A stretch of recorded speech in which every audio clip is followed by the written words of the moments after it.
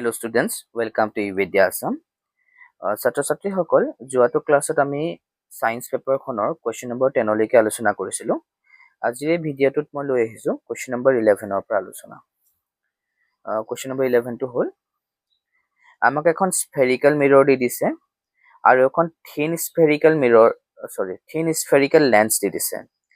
দুয়োটাৰে ফোকেল লেন্থটো আমাক কৈছে -15 cm। তেতিয়াহ'লে মিৰৰ আৰু লেন্সখন কেনেকুৱা হ'ব পাৰে? কোৱেশ্চনটো অসমীয়াটো আছে। আমাক কৈছে এখন গোলাকৃতিৰ দাপোন আছে আৰু এখন গোলাকৃতিৰ লেন্স আছে। দুয়োটাৰে ফোকেল যিটো লেংথ মানে ফোকাস দৈৰ্ঘ্য সেইটো নেগেটিভত আছে, -15 cm। তেতিয়াহ'লে দাপোনখন কি দাপোন হ'ব আৰু লেন্সখন কি লেন্স হ'ব সেইটো আমাক সুধিছে। চোৱা, যেতিয়া ফোকেল লেংথৰ ভেলুটো নেগেটিভ আহে মানে ঋণাত্মক আহে, তেতিয়া আমি এটা কথা মনত ৰাখি থব লাগিব, যিখন মিৰৰ আমি পাম নহয় সেই মিৰৰখনো কি হ'ব? মিৰৰ মানে দাপোন, বুজি পাইছানে? মিৰৰখন হ'ব কনকেভ মানে অৱতল দাপোন হ'ব।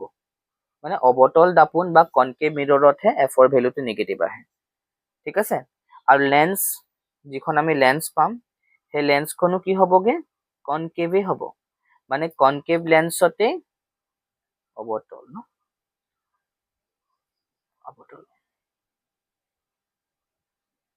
মানে কনকেভ লেন্সতে এফৰ ভেলুটো মাইনাছ আহে আৰু কনকেভ মিৰৰতে এফৰ ভেলুটো মাইনাছ আহে। গতিকে যদি এফৰ ভেলুটো নেগেটিভ আহিছে তেতিয়াহ'লে দাপোনখনো অৱতল হ'ব আৰু লেন্সখনো অৱতল হ'ব। সেইকাৰণে আমাৰ প্ৰথম যিটো কুৱেশ্যন আজি লৈছোঁ 11 নম্বৰ কুৱেশ্যন, সেইটোৰ আনসাৰ হ'ব option number B. Option B টো কাৰেক্ট আনসাৰ। ঠিক আছে, বুজি পালা চাগে। কুৱেশ্যন নম্বৰ 12 টোলৈ আহোঁ। হীৰা মুৰি ধৰিলে। হীৰা মুৰি ধৰা মানে মাছল ক্ৰেম্প, ঠিক আছে? মাছল ক্ৰেম্প, কেতিয়াবা হীৰাডাল মানে পাক খাই যায় বুলি যে আমি কওঁ। আচ্ছা, এইটো কিয় হয়? এইটো হোৱাৰ কাৰণটো হ'ল সেই সময়ত মানে সেই টাইমত আমাৰ মাংস পেশীত মানে আমাৰ মাছলত কি জমা হৈ যায়? লেক্টিক এচিড জমা হৈ যায়, ঠিক আছে? আমাৰ মাছলবোৰত মাংস পেশীত লেক্টিক এচিড জমা হৈ যায়, যাৰ কাৰণে আমাৰ হীৰাবোৰ মুৰি ধৰে মানে মাছল ক্ৰেম্প হয়, ঠিক আছে? কুৱেশ্যন নম্বৰ 12ৰ আনসাৰটো হ'ব লেক্টিক এচিড। তাৰপিছত কুৱেশ্যন নম্বৰ 13 টোলৈ আহিম। ইম্পৰ্টেণ্ট কুৱেশ্যন হয়। The SI unit of power of a lens is diopter. এইটো আমাক কৈ দিছে আৰু এইটো ট্ৰু হয়। মানে পাৱাৰ অফ এ লেন্স এখনৰ ক্ষমতাৰ এককটো হ'ল ডায়প্টাৰ। এইটো আমি সকলোৱে জানো, ঠিক আছে? মই অকণমান এক্সপ্লেইন কৰি দিম বাৰু। ইয়াৰ কাৰণটো আমাক কৈছে যে the power of a concave lens is positive and that of a concave lens is negative. এইটো নহয়, এইটো হ'ব নোৱাৰে। মই কৈ আছো ইয়াৰ কাৰণটো কি। প্ৰথমতেতো আমি চাব লাগিব লেন্স এখনৰ আমি পাৱাৰ কেনেকে উলিয়াও। লেন্স এখনৰ পাৱাৰ উলিয়াব ফৰ্মুলা কি? লেন্স এখনৰ পাৱাৰ উলিয়াব ফৰ্মুলাটো হ'ল 1/f আৰু এই f মানে হ'ল ফোকেল লেংথ মানে ফোকাস দৈৰ্ঘ্য, ঠিক আছে? f মানে ফোকাস দৈৰ্ঘ্য বা ফোকেল লেংথ। f টো কিহত থাকিব লাগিব? মিটাৰত থাকিব লাগিব। এতিয়া চোৱা, যেতিয়া f ৰ ভেলুটো নেগেটিভ হৈ যাব, যদি আমি f ৰ ভেলুটো নেগেটিভ লৈ লওঁ তেতিয়া আমি পাৱাৰটো কিহত পামগে? নেগেটিভত পামগে ন? চিধা কথা। যদি ফোকাস দৈৰ্ঘ্যটো ঋণাত্মকত লৈছা, মাইনাছ ভেলু হয়, তেতিয়া p ভেলুটো আমি মাইনাছত পাম। যদি ফোকাস ভেলুটো আমি পজিটিভ লৈ লওঁ, ধনাত্মক, তেতিয়াহ'লে পাৱাৰৰ ভেলুটো আমি কিহত পামগে? পজিটিভত পামগে। হ'ল? এতিয়া কুৱেশ্যনটোত আমাক কৈছে যে অৱতল লেন্সৰ ক্ষমতা ধনাত্মক, মানে কনকেভ লেন্সৰ পাৱাৰটো পজিটিভ বুলি কৈছে। আমি জানো কনকেভ লেন্সত f টো সদায় কি হয়? f is negative. কনকেভ লেন্সখনত f মানে ফোকাস দৈৰ্ঘ্যটো কি থাকে? f টো ঋণাত্মক থাকে। হ'ল? কনকেভ লেন্সত এটাই ইমেজ বনে, বুজি পাইছা নহয়? সেইটো হ'ল ভাৰ্চুৱেল ইমেজ বনে কনকেভ লেন্সত। আৰু কনভেক্স লেন্সত মানে উত্তল দাপোনত দুই ধৰণৰ প্ৰতিবিম্ব বনে, সৎ প্ৰতিবিম্বও বনে, অসৎ প্ৰতিবিম্বও বনে, কিন্তু অৱতল লেন্সত কেৱল অসৎ প্ৰতিবিম্ব বনে। ঠিক আছে, আৰু অৱতল লেন্সত এফটো সদায় ঋণাত্মক থাকিব। আমি আগৰ কুৱেশ্যনটোতো পাই আহিছো। ঠিক আছে, লেন্সখন অৱতল হলে এফৰ ভেলুটো কি আহে? মাইনাছ আহে ন, এফ -15 আহিছে। তো কনকেভ লেন্সত এফটো সদায় নেগেটিভ থাকিব, মানে উত্তল লেন্সত এফ মানে ফকাছ দৈৰ্ঘ্য সদায় নেগেটিভ থাকিব। মই বাৰে প্ৰতি কৈ আছো, যদি এফটো নেগেটিভ আহে তেতিয়া পাৱাৰটো কি আহি যাব? নেগেটিভ আহি যাব। ঠিক আছে, গতিকে সেকেন্ড যিটো পইণ্ট আমাক যে কৈ দিছে power of A concave lens is positive, এইটো ভুল হয়। মানে অৱতল লেন্সৰ ক্ষমতা ধনাত্মক হ'বই নোৱাৰে, অৱতল লেন্সৰ ক্ষমতা সদায় ঋণাত্মক হ'ব। কিয়? কাৰণ তাৰ ফকাছ দৈৰ্ঘ্যটো ঋণাত্মক থাকে যে, সেইকাৰণে পাৱাৰটো কি আহিব? ঋণাত্মকত আহিব। মানে পিছৰ পইণ্টটো আমি নাযাওঁৱে আৰু, উত্তল লেন্সৰ ক্ষমতা সেইটোতো আমি যাবৰ দৰকাই নাই। মানে এইটোতো কাৰেক্ট হয়, লেন্সৰ ক্ষমতাৰ এককটো ডায়েপ্টাৰ হয়, এইটো ট্ৰু, কিন্তু অৱতল লেন্সৰ ক্ষমতাটো ধনাত্মক নহয়। মানে অৱতলক আমি ইংলিছত কম কনকেভ। কনকেভ লেন্সৰ যিটো পাৱাৰ সেইটো পজিটিভ হ'ব নোৱাৰে, কাৰণ কনকেভ লেন্সৰ এফটো সদায় নিগেটিভ হয়। এফ নিগেটিভ হলে পাৱাৰো নিগেটিভ হ'ব। মানে অকল এটোহে ট্ৰু, আৰটো ফলছ হয়। আমাৰ চি অপশ্যনটো কাৰেক্ট হৈ যাব।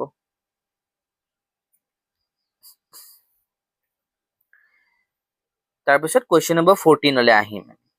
The number of electrons in the valence shell of alkali metal. Alkali মেটেলৰ ভেলেন্স ইলেক্ট্ৰন কিমান থাকে? এলকালি মেটেলক আমি ক্ষাৰ ধাতু বুলি কওঁ। ক্ষাৰ ধাতুবোৰৰ যোজক কক্ষত কেইটা ইলেক্ট্ৰন থাকে আমাক সুধিছে। এলকালি মেটেল কেইটা আছে আমি সেইটো জানি ল'ব লাগিব প্ৰথমতে। এলকালি মেটেল আমাৰ পৰ্যায়বৃত্ত তালিকাখনত 3টা আছে হৈছে। এই মেটেল কেইটা কি কি আমি জানি ল'ব লাগিব। এলকালি মেটেলছ মানে ক্ষাৰ ধাতু, অসমীয়া যদি আমি ক'বলৈ যাওঁ। প্ৰথমটো ক্ষাৰ ধাতু হ'ল সোডিয়াম, এনে বুলি লিখি দিছো মই ডাইৰেক্টলি। সেকেন্ডটো হ'ল লিথিয়াম, থাৰ্ডটো হ'ল পটাছিয়াম। এই 3টা আমাৰ ওচৰত এলকালি মেটেলছ আছে। সোডিয়ামৰ যদি আমি এটমিক নম্বৰটো উলিয়াওঁগে সেইটো কিমান হ'ব? 11। লিথিয়ামৰ হ'ব 3, পটাছিয়ামৰ এটমিক নম্বৰ 19। এতিয়া সোডিয়ামৰ যদি এটমিক নম্বৰটো মানে পাৰমাণৱিক সংখ্যাটো 11 হয়, ইয়াৰ আমি ইলেক্ট্ৰনীয় বিন্যাসটো যদি লিখো, ইলেক্ট্ৰনিক কনফিগাৰেশ্যনটো লিখো, কেনেকুৱা হ'ব? প্ৰথমটো কক্ষত 2টা ইলেক্ট্ৰন থাকিব ফাৰ্ষ্ট সেলটোত, সেকেন্ড সেলটোত 8টা থাকিব, আৰু থাৰ্ড সেলটোত কিমান থাকিব? এটা। ফাৰ্ষ্ট সেলটোক আমি কে বুলি ক'ম, সেকেন্ডটো এল, থাৰ্ডটোক আমি এম বুলি ক'ম। বুজি পাইছে চাগে ন এইখিনি? 2 + 8 10 + 1 11, মানে লাষ্টৰ সেলটোত লাষ্টৰ কক্ষটোত এটা ইলেক্ট্ৰন থাকে। তেনেকৈ লিথিয়ামৰ যদি চাওঁ, ফাৰ্ষ্ট সেলটোত 2টা থাকিব, পিছৰটোত এটা থাকিব। লিথিয়ামৰ যিহেতু পাৰমাণৱিক সংখ্যা কম, সেইকাৰণে তাত 2টাই কক্ষ থাকে, কে আৰু এল। ইয়াৰ পিছৰ কক্ষটোতো এটা ইলেক্ট্ৰন থাকে। পটাছিয়ামৰ যদি আমি চাওঁ, ফাৰ্ষ্ট সেলটোত 2টা, সেকেন্ড সেলটোত 8টা, থাৰ্ড সেলটোত 8টা, ফৰ্থ সেলটোত 1। ইয়াত এনলৈকে থাকিব। গতিকে ইয়াৰ পৰা আমি বুজি পালো যিটো লাষ্টৰ সেলটোক আমি কি বুলি কওঁ? ভেলেন্স সেল বুলি কওঁ। ভেলেন্স সেল অসমীয়াত যদি আমি ক'বলৈ যাওঁ যোজক কক্ষ, মানে শেষৰ যিটো কক্ষ তাক আমি যোজক কক্ষ বুলি কওঁ। তো যোজক কক্ষত কেইটা ইলেক্ট্ৰন থাকে এলকালি মেটেলবোৰৰ? এটা থাকে। তো ইয়াৰ অপশ্যন হ'ব 1, মানে এইটো। নেক্সট কুৱেশ্যন নম্বৰ 15 এবাৰ আমি আহিম। ঠিক আছে, এইখিনি কৰি ল'বা তোমালোকে। In the modern periodic table, which of the following properties increase from top to bottom in a group? পৰ্যাবৃত্ত তালিকাত তলৰ কোনটো ধৰ্ম বৰ্গ এটাৰ ওপৰৰ পৰা তললৈ বাঢ়ে? বৰ্গ এটাৰ ওপৰৰ পৰা তললৈ বাঢ়ে মানে গ্ৰুপ এটাৰ, ঠিক আছে, গ্ৰুপ এটাৰ টপৰ পৰা বটমলৈ কোনটো প্ৰপাৰ্টি মানে হয়, মানে সেইটো আমাক সুধিছে। তো মনত ৰাখি থব লাগিব, চেপ্টাৰ নম্বৰ 5তে আছে এইটো, যে যেতিয়া আমি পৰ্যাবৃত্ত তালিকাখনৰ ওপৰৰ পৰা তললৈ আমি আহিম, মই আকৌ এবাৰ কৈছো, যেতিয়া আমি মডাৰ্ণ পিৰিয়ডিক টেবলখনৰ টপ বৰ্গ মানে গ্ৰুপ এটাৰ, ঠিক আছে, অসমীয়াত বৰ্গ, ইংলিছত গ্ৰুপ কয়, গ্ৰুপ এটাৰ টপ ওপৰৰ পৰা আমি তললৈ আহিম, বটমলৈ আহিম, তেতিয়া পাৰমাণৱিক ব্যাসাৰ্ধটো বাঢ়ি যাব, এটমিক ৰেডিয়াছটো বাঢ়ি যাব আৰু মেটেলিক কেৰেক্টাৰটো বাঢ়ি যাব। ঠিক আছে, দুটা মনত ৰাখি থব লাগিব। যেতিয়া আমি পৰ্যায়বৃত্ত তালিকাখনৰ বৰ্গ এটাৰ ওপৰৰ পৰা তললৈ আহিম, এটমিক ৰেডিয়াছ বাঢ়িব আৰু ধাতৱীয় ধৰ্ম বাঢ়িব, মানে মেটেলিক কেৰেক্টাৰ বাঢ়িব। আমাৰ আনসাৰ হ'ব 1 আৰু 3। 1 আৰু 3, অপশ্যন বি টো কাৰেক্ট। বুজি পাইছে চাগে ন? কুৱেশ্যন নম্বৰ 16 লৈ আহিম। The nephron in human beings are part of systems. আচ্ছা, নেফ্ৰনটো কোনটো তন্ত্ৰৰ অংশ হয়? আমি জীৱন প্ৰক্ৰিয়া চেপ্টাৰটো পঢ়িলো চাগে, তোমালোকে স্কুলত ক্লাছ হৈছে, জীৱন প্ৰক্ৰিয়াটো পঢ়িছা চাগে, লাইফ প্ৰচেছটো। তাত আমাৰ 4টা জীৱন প্ৰক্ৰিয়া আমি পঢ়িছো, 4টা লাইফ প্ৰচেছ আছে। প্ৰথমটো হ'ল নিউট্ৰিশ্যন, ছেকেণ্ডটো হ'ল কি আছিলে ৰেস্পাইৰেশ্যন, থাৰ্ডটো আছিলে পৰিবহন মানে ট্ৰান্সপৰ্টেশ্যন, আৰু ফ'ৰ্থটো আছিলে এক্সক্ৰিশ্যন।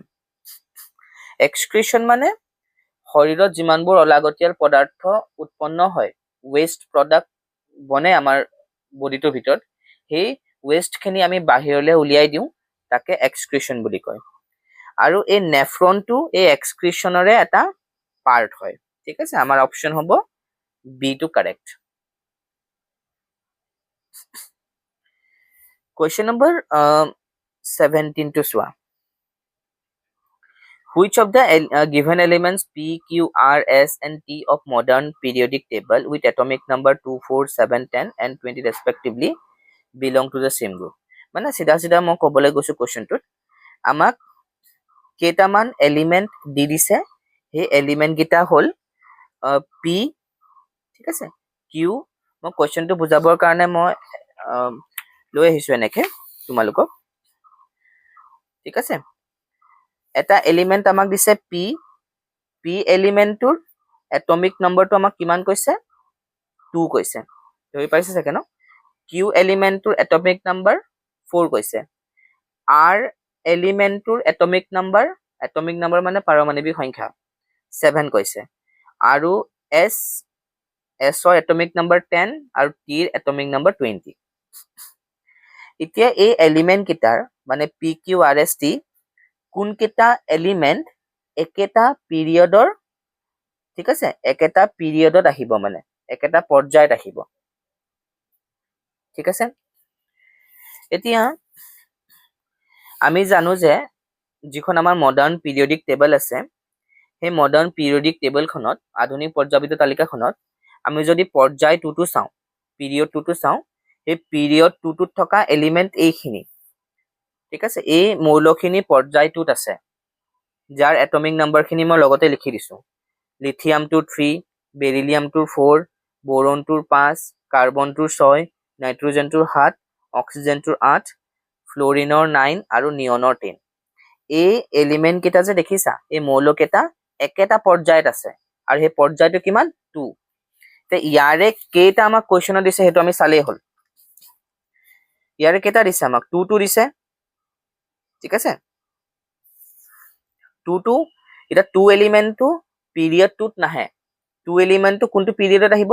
2 মানে হিলিয়াম, হিলিয়ামটো প্ৰথমটো পৰ্যায়তে থাকে। কুৱেশ্যনটো বুজিব পাৰিছা নাই? এই যে P, Q, R, S, T, এই 4টা আমাক এলিমেন্ট দি দিছে, মৌল দি দিছে, সেই মৌলকেইটাৰ ভিতৰত কোনকেইটা এলিমেন্ট একেটা পৰ্যায়ত আহে, একেটা পিৰিয়ডত আহে? পিটো ক'ত আহিব? পিটো পিৰিয়ড কিমান হ'ব? 2, সৰি, পিটোৰ পিৰিয়ড হ'ব 1, হিলিয়াম, ঠিক আছে, এইটো 1ত আহিব। বাকি 4, 7, 10, 4, 7 আৰু 10, এই তিনিটা, 4 মানে কি আছিলে আমাৰ? 4 মানে আছিলে কিউ, 4টো আছিলে কিউ, 7টো আছিলে আমাৰ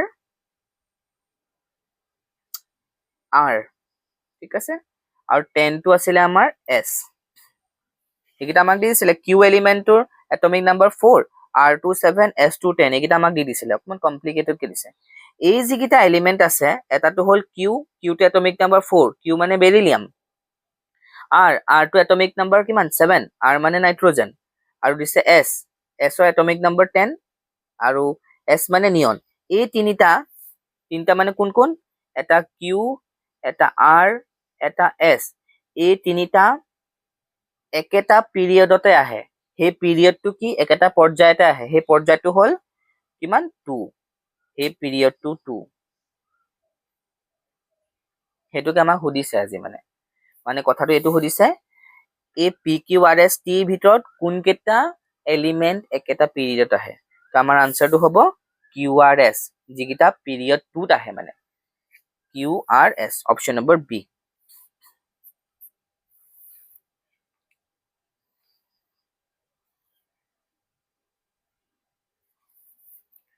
তাৰপিছত আমি কোৱেশ্চন নম্বৰ 18 লৈ আহিম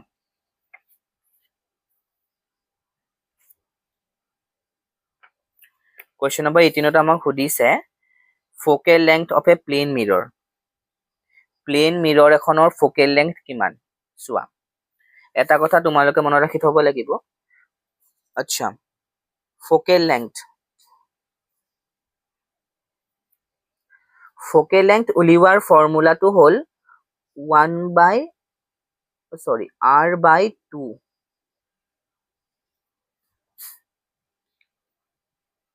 ফোকেল লেংথ উলিওৱাৰ ফৰ্মুলাটো হ'ল R/2 R মানে হ'ল ৰেডিয়াছ অফ কাৰ্ভেচাৰ মানে ভাঁজ ব্যাসাৰ্ধ আমি অসমীয়াত ভাঁজ ব্যাসাৰ্ধ বুলি কওঁ ইংলিছত ৰেডিয়াছ অফ কাৰ্ভেচাৰ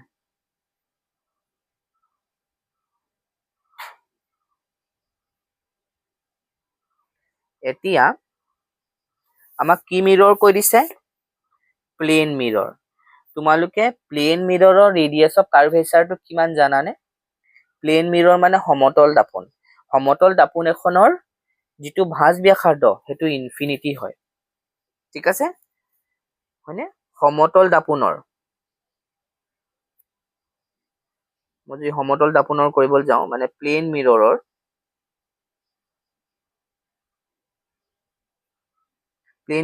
আৰৰ ভ্যালুটো কিমান হ'ব ইনফিনিটি মানে ৰেডিয়াছ অফ কাৰ্ভেচাৰ কিমান হ'ব ইনফিনিটি ইয়াত গৈ পাতি দিওঁগে এফত গৈ এফ ইকুৱেল কিমান আছিলে R/2 আৰৰ জেগাত ইনফিনিটি পাতি দিয়া বাই 2 ইনফিনিটিক যিকোনো সংখ্যাৰে হৰণ কৰা আমি কি পামগে ইনফিনিটিয়ে পামগে হয়নে তো আমাৰ কাৰেক্ট অপশনটো কি হ'ব ডি হ'ব ইনফিনিটি হ'ব সমতল দাপোনৰ ফোকাস দৈৰ্ঘ্য কিমান ইনফিনিটি ইয়াৰ সলিউশনটো এইটো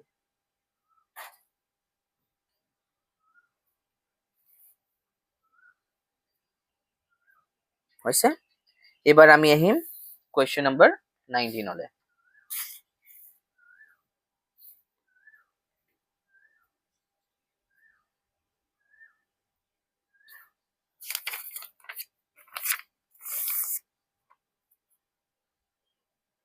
Question number 19 টোত আমাক সুধিছে the energy currency for most of the cellular process is মানে বেছিভাগ কোষীয় প্ৰক্ৰিয়াৰ কোষীয় মুদ্ৰা কি হৈছে ATP হ'ব ইয়াৰ আনসাৰ ভেৰি ইজি কাৰণ আমি জানো ATP কোষৰ শক্তিৰ ভঁৰাল বুলি কোৱা হয় power house of the cell এটা সেলক যিমান শক্তি লাগে কামখিনি কৰিবৰ কাৰণে হয়নে সেই শক্তিটো কোনে যোগান ধৰে কোনে প্ৰভাইড কৰে ATP এ ঠিক আছে তো আমাৰ কাৰেক্ট আনসাৰ হ'ব ATP এৰ ফুল ফৰ্মটো সুধিব পাৰে এডিনোসিন ট্ৰাইফসফেট হ'ব এটো চাই যাবা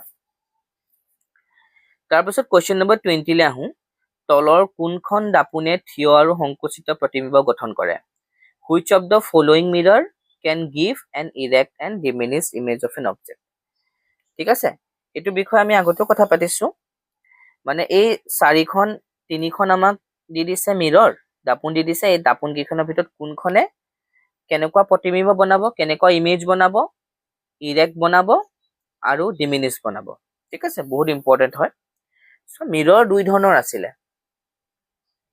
ধৰণৰ আছিলে এটা আছিলে কনকেভ এটা আছিলে কনভেক্স মানে অবতল মিৰৰ দাপোন আৰু এটা আছিলে উত্তল মই শৰ্ট কে লিখি দিছো হ'ব এটা অবতল দাপোনৰ দুই ধৰণৰ প্ৰতিবিম্ব বনে এটা ৰিয়েল বনে ৰিয়েল মানে সৎ এটা ভাৰ্চুৱেল বনিব ভি মানে অসৎ ঠিক আছে অবতলত কিন্তু উত্তল দাপোনত মানে কনভেক্স মিৰৰত এটাই বনিব, অসৎ বনিব। অসৎ মানে ভাৰ্চুৱেলি বনিব। কথাটো বুজি পাইছা নাই? কনকেভ মিৰৰত দুই ধৰণৰ ইমেজ বনিব, ৰিয়েল আৰু ভাৰ্চুৱেল। আমি ধৰিব নোৱাৰিম পটককে, ভি ভেলুটো চালেহে গম পাম। কিন্তু কনভেক্স মিৰৰত অকল ভাৰ্চুৱেল বনিব। এতিয়া যেতিয়া মানে প্ৰতিবিম্বটো মানে ইমেজটো হট হ'ব, তেতিয়া সি কি হ'ব? ইনভাৰ্টেড হ'ব। ইনভাৰ্টেড মানে ওলোটা হ'ব। হ'ল? আৰু যেতিয়া অসৎ হ'ব, সি ইৰেক্ট হ'ব। ইৰেক্ট মানে থিয় হ'ব। ঠিক আছে? তো অসৎ হ'লে কি হ'ব? ইৰেক্ট হ'ব মানে থিয় হ'ব। এইখিনি তোমালোকে লিখি ল'বা, বহুত ইম্পৰ্টেণ্ট ইনফৰমেশ্যন দি আছো। আমাক কুৱেশ্যনটো সেইটোকে সুধিছে আজি। যদি দাপোনখনে ইৰেক্ট মানে মিৰৰখনে ইৰেক্ট ইমেজ বনাইছে, তেতিয়া ঠিক আছে, মিৰৰখন কেনেকুৱা হ'ব পাৰে সেইটো সুধিছে। কি বুলি লিখিম আমি? কনভেক্স মিৰৰ হ'ব। কনভেক্স মিৰৰেহে ইৰেক্ট আৰু থিয়, ইৰেক্ট বা থিয় কি বনাব? ইমেজ বনাব। অপশ্যন নম্বৰ হ'ব বি, টো আমাৰ কাৰেক্ট আনসাৰ। গতিকে ছাত্ৰ ছাত্ৰীসকল, আজি ভিডিঅ'টোত ইমানেই। মই বাকী 10টা কুৱেশ্যনো আলোচনা কৰিলো। আশা কৰিছো এই ভিডিঅ'টোৱে তোমালোকক যথেষ্ট সহায় কৰিব, কাৰণ আগন্তুক প্ৰথম গোট পৰীক্ষাও আহি আছে। এই ভিডিঅ'টোৱে কেৱল অকল তোমালোকক ফাৰ্ষ্ট ইউনিট টেষ্টতে হেল্প কৰাই নহয়, আহিবলগীয়া ছমহীয়া পৰীক্ষা, বছৰেকীয়া পৰীক্ষা সকলোতে সহায় কৰিব। মই আশা ৰাখিছো ভিডিঅ'টো চাই তোমালোকে ভাল পাবা। আৰু অকণমান ড্ৰবেক্স আছে মোৰ ভিডিঅ'বোৰ বনোৱাত, কাৰণ ইমান আধুনিক মোৰ ওচৰত মানে চিষ্টেম নাই। গতিকে মই এনেকেই বনাইছো ভিডিঅ'টো। যদি কিবা ভুল হয় তোমালোকে মেনেজ কৰিবা আৰু। ঠিক আছে? যদি ভিডিঅ'টো ভাল পোৱা লাইক শ্বেয়াৰ কৰিবা। হ'ব? Thank U.